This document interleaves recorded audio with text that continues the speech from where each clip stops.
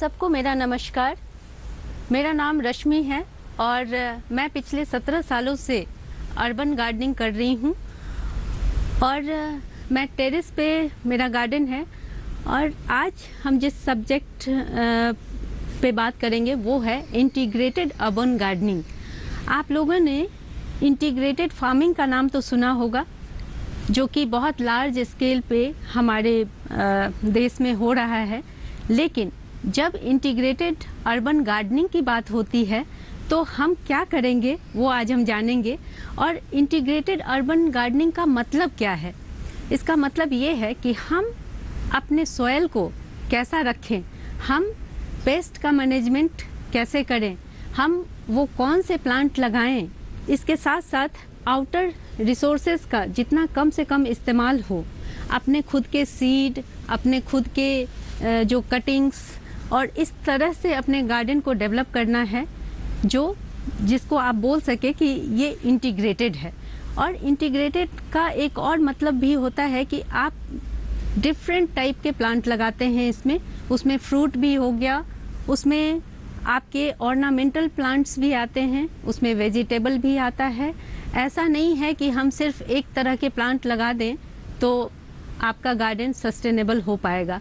ये मैं बहुत बार गलतियां कर चुकी हूँ और अपने एक्सपीरियंस से मैंने इन पूरे 17 सालों में यही सीखा है कि किस तरह से हमें टेरेस पे एक लिमिटेड जगह में, कंटेनर में, एक लिमिटेड मिट्टी में आपको किस तरह से अपनी गार्डनिंग करनी है, जो इंटीग्रेटेड अर्बन गार्डनिंग कहलाएगा।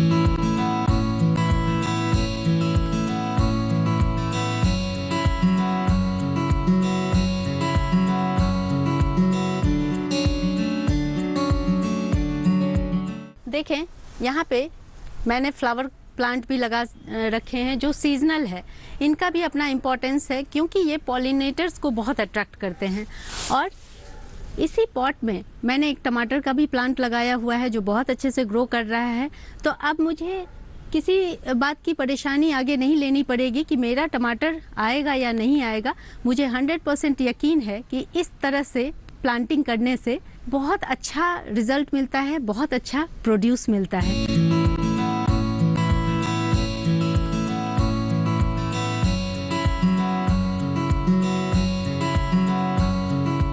पॉलिनेटर्स को अट्रैक्ट करने के लिए जो छोटे पॉलिनेटर्स हैं बर्ड्स के बाद, इस तरह के जब हम चटक रंगों वाले फ्लावर लगाते हैं, जैसे आप यहाँ पे देख रहे होंगे, ये डिफरेंट कलर में पिटूनिया लगे हुए हैं। ये बहुत ज़्यादा अट्रैक्ट करते हैं। जब आप मॉर्निंग के टाइम में अपने छत पे आएंगे तो आप देखेंगे बहुत सारी बीज इन पे रहती हैं और बहुत सारे जो फ्रेंडली हमारे गार्डन के जो फ्रेंड कहलाते हैं इंसेक्ट, वो इन फ्लावर्स पे आते हैं। और इसके अलावा बहुत अच्छी खुशबू वाले प्लांट लगाएं, जैसे मैरीगोल्ड है, इसमें बहुत अच्छी खुशबू आती है। तो इस तरह के रजनीगंधा, इसमें बहुत अच्छी खुशबू आती है। या फिर कोई भी वो प्लांट जिनमें से खुशबू आती है, ये पॉलिनेटर्स को अट्रैक्ट करने का बहुत बढ़िया जरिया है। और बिना इनके आप किसी भी तरह की गार्डनिंग नहीं कर सकते हैं। इंटीग्रेटेड तो बात की बात है, आप किसी भी तरह की गार्डनिंग नहीं कर सकते हैं। ये एक दूसरे से इतने ज़्यादा इंटरलिंक्ड होते हैं कि आपको ये सब चीज़ करनी ही पड़ेगी। जब हम, ज़रूरी नहीं है टेरेस गार्डनिंग की ही बात कर रहे हैं, अर्बन एरियाज़ में जो भी जगह आपको मिले, चाहे वो वर्टिकल हो या फिर आप बालकनी गार्डनिंग कर रहे हों या कोई भी स्पेस जिसमें आप गार्डनिंग कर रहे हों, तो इंटीग्रेटेड गार्डनिंग का मतलब भी है कि आप डिफरेंट टाइप के प्लांट एक जगह लगाएं, जिससे आपको वो बेनिफिट मिलेगा।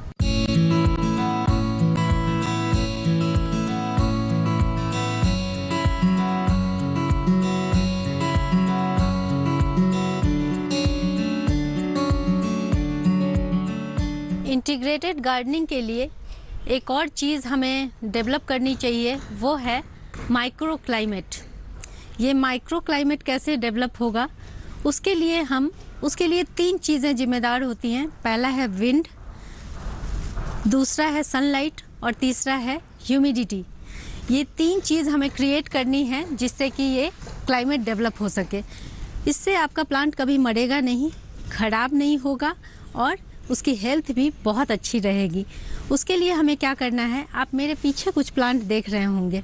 हमें बड़े प्लांट रखने हैं ईस्ट की तरफ, जिससे कि हमारे दूसरे जो प्लांट हैं उनके नीचे, उनकी शेड में पलने वाले जो प्लांट हैं उनको अच्छे से प्रोटेक्शन मिल सके। जैसे बहुत ज़्यादा जब गर्म हवा चलती है, जब गर्मी का दिन होता है, तो उसमें ये बड़े प्लांट उसको शेड प्रोवाइड करते हैं, जिससे कि उनकी सुरक्षा होती है। और इसमें दूसरा है विंड।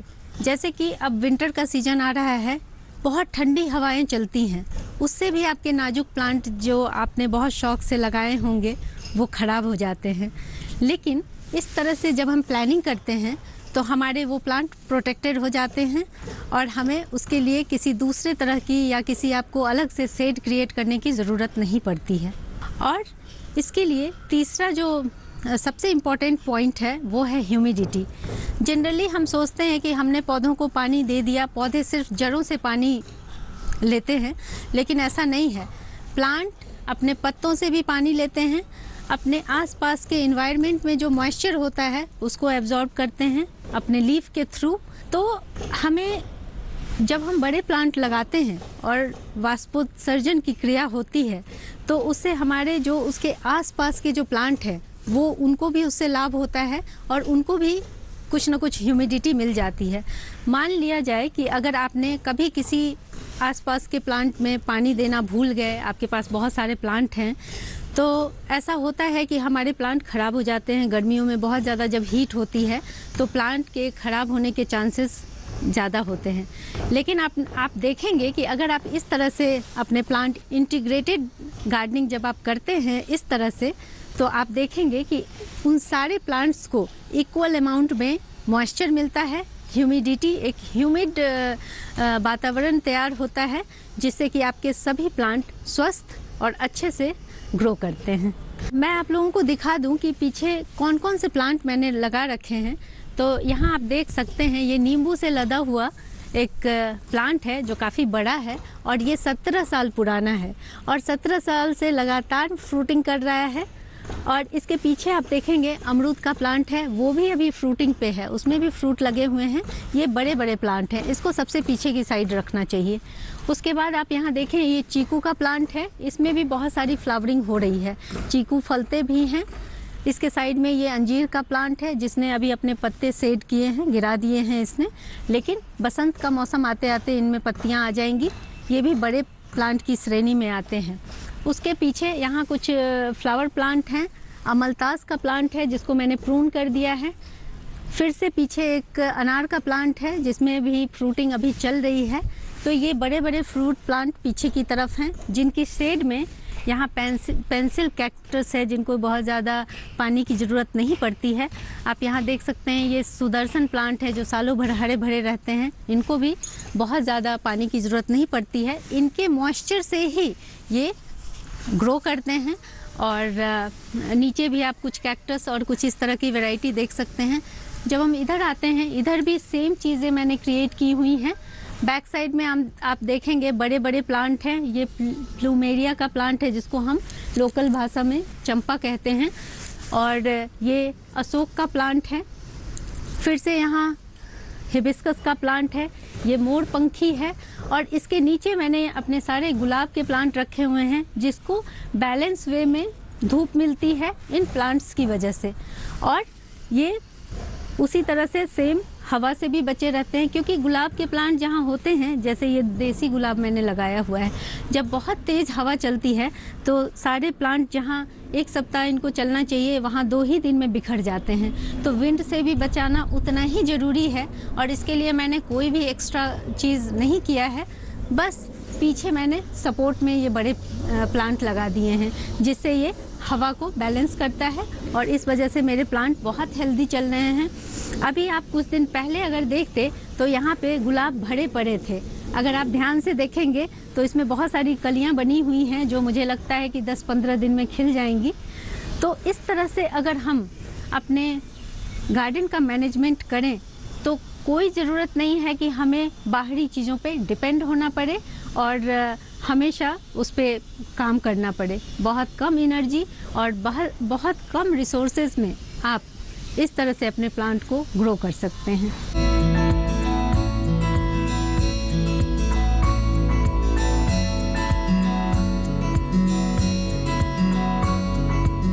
फ्रेंड्स, अब समय है एक ब्रेक का और ब्रेक के बाद जल्द ही हम वापस आते हैं।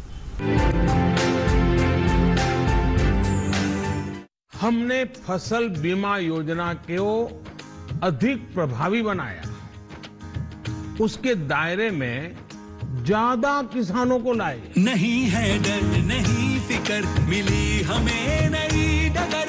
फसल का करवा के बीमा, किसान की चिंता को छीना। हुआ सुरक्षित कल, सुरक्षित फसल निश्चित किसान। फसल बीमा सबका समाधान।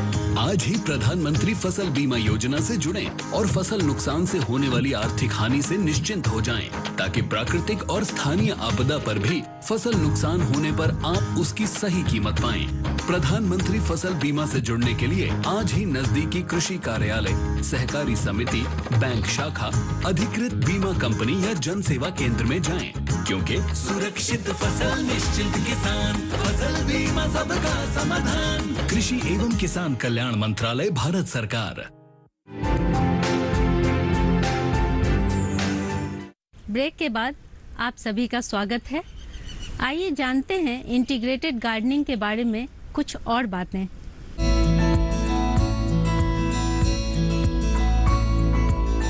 ये जो आप लोगों को दिख रहा है, ये आप सोच रहे होंगे कि ये वेस्ट है, लेकिन मेरे लिए ये किसी सोने से कम नहीं, क्योंकि इसका मेरे गार्डन में बहुत इम्पोर्टेंस है। ये मेरे ही गार्डन से निकला हुआ वेस्ट है, जिसको मैंने कुछ दिन पहले ही अपने गार्डन को प्रून करके और जितने भी इसमें वीड्स होते हैं उन सबको निकाल के मैंने यहाँ पे जमा करके इसको रखा हुआ है।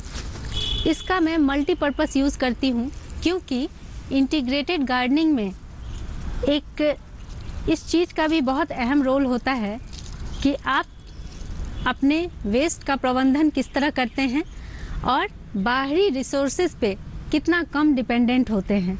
हमें बिना किसी रिसोर्स के अपने ही गार्डन से अगर कंपोस्ट मिल जा रहा है, इन सूखी पत्तियों से इनको छोटे छोटे टुकड़ों में चॉप करके और क्रश करके हम इनसे मल्चिंग कर सकते हैं, जो कि बाद में अपने आप खाद में तब्दील हो जाती हैं। तो ये कितना इजी तरीका है जिससे कि हम अपने गार्डन को मेंटेन कर सकते हैं।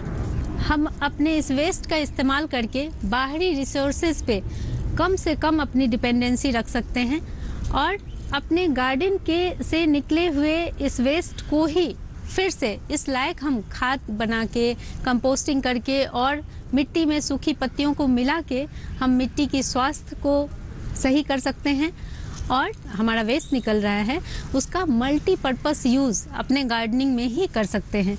ये एक चेन है जो प्लांट से लेके, कंपोस्ट से लेके, मिट्टी से लेके ये चलती रहती है और आपको यही का जो ये रिसोर्स हम जो ले रहे हैं अपने गार्डन से, उसको फिर से गार्डन में डाल रहे हैं। तो ये एक बहुत अच्छा तरीका है। ये सब आप अपने एक्सपीरियंस से धीरे धीरे जैसे जैसे आप गार्डनिंग करते जाएंगे, आप सीखते जाएंगे कि किस तरह से हम इन सारे वेस्ट का, इवन आपके जो किचन से वेस्ट निकलता है, जो सब्जियों के पील निकलते हैं, किसी भी चीज़ को आपको बाहर वेस्ट नहीं करना है, सबका इस्तेमाल आप अपने गार्डन में कर सकते हैं। मैं तो इसकी कंपोस्टिंग करती हूँ। इन सारे सूखे, इसमें जितना ब्राउन मटेरियल है वो सब बहुत अच्छे कार्बन का सोर्स होते हैं, जिससे आपकी मिट्टी ह्यूमस से रिच होती है। आपकी मिट्टी में जितना ह्यूमस होगा उसमें उतने सारे माइक्रोब्स होंगे, उतना सारा माइक्रोब्स का मल्टीप्लिकेशन होगा और जितने अच्छे ढंग से वो मल्टीप्लाई होंगे उतनी ही आपकी मिट्टी रिच होगी मिनरल्स से। देखें, एक और चीज़ होता है कि जब हम कंपोस्टिंग करते हैं, ज़रूरी नहीं है कि हम जब प्लांट में कंपोस्ट डालते हैं तो आपका प्लांट उस सारे मिनरल्स को एब्जॉर्ब कर ले। उसके लिए भी बहुत कुछ चाहिए होता है। तो इंटीग्रेटेड गार्डनिंग बार बार इस चीज़ पे जोर देने का मतलब ही यही है कि जब आप तरह तरह के प्लांट लगाते हैं तो ये माइक्रोबियल एक्टिविटी बढ़ती हैं, क्योंकि हर तरह के प्लांट में अलग अलग टाइप के बैक्टीरिया होते हैं, अलग अलग टाइप के फंगस होते हैं जो आपकी सॉइल को इनरिच करती हैं और ये आपको अलग अलग प्लांट से मिलते हैं। तो इसलिए मान लीजिए आपकी बालकनी छोटी है, आपने 5 प्लांट लगाए हैं, तो 5 डिफरेंट प्लांट लगाएं और उनको इकट्ठा रखें। इंटीग्रेटेड का ये सबसे सुंदर उदाहरण होता है और इसमें बहुत सारी चीज़ें एक साथ शामिल होती हैं, जिसमें मिट्टी है, आपका ये वेस्ट है, आपका कंपोस्ट है, ये सारी चीज़ें मिलके ही इंटीग्रेटेड गार्डनिंग में अपना योगदान देती हैं और हमारी गार्डनिंग बहुत बेहतर होती जाती है। जब हम टेरेस गार्डनिंग करते हैं और कंटेनर में गार्डनिंग कर रहे हैं तो बहुत रेस्ट्रिक्टेड हो जाता है। हमें उतनी ही थोड़ी ही मिट्टी में बहुत सारे हमें यील्ड भी चाहिए होते हैं, बहुत सारा न्यूट्रिशन भी उसमें से निकल जाता है। तो इसके लिए हम क्या करेंगे? इसके लिए सबसे अच्छी चीज़ है कि हम क्रॉप रोटेशन करें। इसका भी इंटीग्रेटेड गार्डनिंग में बहुत इम्पोर्टेंस है, क्योंकि क्रॉप रोटेशन होने पे ऐसा होता है कि आपके प्लांट में जो न्यूट्रिशन है, मान ले कि हमने टमाटर का पौधा लगाया हुआ है, इसको कैल्शियम की ज़्यादा ज़रूरत होती है, मैग्नीशियम की ज़्यादा ज़रूरत होती है, सल्फ़र की ज़्यादा ज़रूरत होती है। लेकिन जब हम इसमें नेक्स्ट बार फिर से टमाटर के ही प्लांट लगा देंगे तो दिक्कत हो जाएगी, क्योंकि फिर से इनको इसमें विटामिन्स की डिफिशियंसी हो जाएगी, जो मिनरल्स हैं उनकी डिफिशियंसी हो जाएगी, क्योंकि ऑलरेडी वो सारी चीज़ें निकल चुकी हैं पहले। तो अब हम क्या करेंगे कि जब नेक्स्ट इसका सीज़न ख़त्म हो जाने के बाद जब हम इसमें बेल वाली सब्जियां लगाएंगे तो उनमें ज़्यादा नाइट्रोजन की ज़रूरत होती है। तो नाइट्रोजन के लिए हम बेल वाली सब्जियां लगा देंगे तो हम देखेंगे कि वो हमारा ज़्यादा हेल्दी होता है और उससे जो प्रोड्यूस निकलते हैं वो भी ज़्यादा हेल्दी होंगे। इसलिए हमें इस रोटेशन को मेंटेन करना है। फिर नेक्स्ट टाइम आप अलग तरह की क्रॉप लगा दें, कुछ फ्लावरिंग प्लांट इसमें लगा दें। इस तरह से जब आप गार्डनिंग करेंगे तो आप देखेंगे कि अलग अलग टाइप की चीज़ें लगाने से आपकी सॉइल भी इनरिच होती जाती है, कभी भी उनमें से मिनरल्स ख़त्म नहीं होंगे, मिनरल्स उसके बरकरार रहेंगे और प्लांट हेल्दी होता जाएगा, आपकी मिट्टी इनरिच होती जाएगी। तो ये छोटी छोटी चीज़ें हैं जिनको हम अपना के हेल्दी गार्डनिंग कर सकते हैं, बहुत बढ़िया क्रॉप ले सकते हैं। अब देखें कि हम कम स्पेस का किस तरह यूटिलाइज करें, और उसके इतने सारे बेनिफिट होते हैं जब हम मल्टी क्रॉपिंग करते हैं। जैसे कि आपने देखा कि यहाँ ये टमाटर का पौधा लगा हुआ है, बहुत स्वस्थ है, किसी तरह के पेस्ट का अटैक नहीं है, और आप यहाँ देख सकते हैं कि बहुत अच्छी फ्रूटिंग हो रही है, इसमें फ्लावरिंग भी हो रही है। और आप जब इसकी मिट्टी में देखेंगे तो यहाँ पे मैंने यहाँ मूली भी लगाया हुआ है 4-5। तो इससे मूली जब जड़ वाली जब आप प्लांट लगाते हैं तो वो नीचे की तरफ जाती हैं और आपकी मिट्टी में ऑक्सीजन जनरेट होता है। तो इस तरह से हमें यील्ड भी डिफरेंट टाइप के 2 मिल गए, एक लिमिटेड स्पेस में, और दूसरा हमारी मिट्टी में ऑक्सीजन भी जनरेट हो गई। तो इन सब का सीधा साधा ढंग से आप देखें तो एक दूसरे के साथ इनकी कनेक्टिविटी है। ये हमारे इंटीग्रेटेड फार्मिंग का एक अहम हिस्सा है जिसको हमें हमेशा अपनाते रहना चाहिए।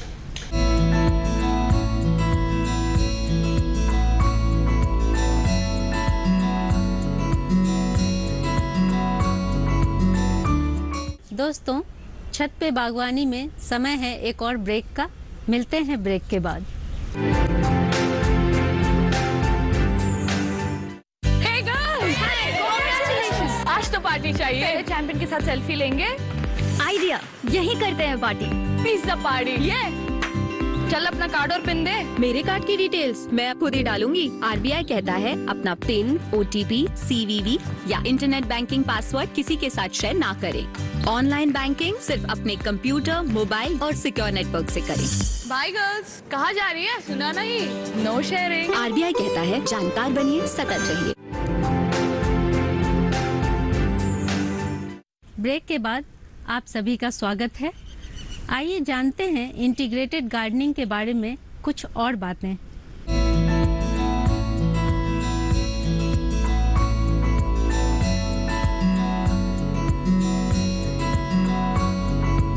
जैसे कि हम सब गार्डनर्स जानते हैं, जो भी गार्डनिंग करते हैं वो सारे के सारे हमारे जो दोस्त हैं वो ये ज़रूर जानते होंगे कि हम अपनी छोटी सी छोटी चीज़ें जो गार्डन से निकलती हैं उनको वेस्ट नहीं करना चाहते, उनको यूटिलिटी में लाते हैं जितना हो सके। उसमें एक और इम्पॉर्टेंट चीज़ है, वो है सीड। जो भी हमारे गार्डन में जो भी प्लांट हम लगाते हैं और वो सीड प्रोड्यूस करते हैं, उनको आप बिल्कुल जाया ना जाने दें, उनको मैच्योर होने पे ज़रूर कलेक्ट करें और एयर टाइट कंटेनर में डाल के रखें, क्योंकि वो बहुत इजी हो जाता है हम सब के लिए। जब जैसे ही सीजन आता है आप उसे बो दें और नर्सरी तैयार करें। नर्सरी तैयार करने से ये होगा कि आपको बहुत सारे प्लांट मिल जाएंगे। आप यहाँ देख सकते हैं, जैसे ही सीजन आता है मैं भी यही करती हूँ, चाहे वो सब्जी के प्लांट हों या फिर इस तरह से सीजनल प्लांट हों। यहाँ आप देख सकते हैं छोटे छोटे अभी मैंने सैपलिंग सारे लगाए हैं। ये सारे मैंने सीड से ग्रो किए हुए थे जो मैंने ट्रांसप्लांट किया है। अभी कुछ टाइम पहले ही मैंने ट्रांसप्लांट किया है इन्हें और 10-15 दिन में ये मैच्योर हो जाएंगे। यहाँ भी आप ये सारा देख रहे होंगे, जो भी प्लांट मैंने लगाया हुआ है उन सब की पहले नर्सरी बनाई जाती है, उसके बाद उन्हें ट्रांसप्लांट किया जाता है, फिर टाइम आने पे वो आपको सुंदर सुंदर फ्लावरिंग देने को तैयार हो जाते हैं। सेम यही चीज़ आपके वेजिटेबल में भी लागू होता है। और बहुत सारे जैसे चिली है, उसको आप सालों साल कंटिन्यू कर सकते हैं सीड से और सेम वैसे ही प्रोड्यूस आपको मिलते रहेंगे।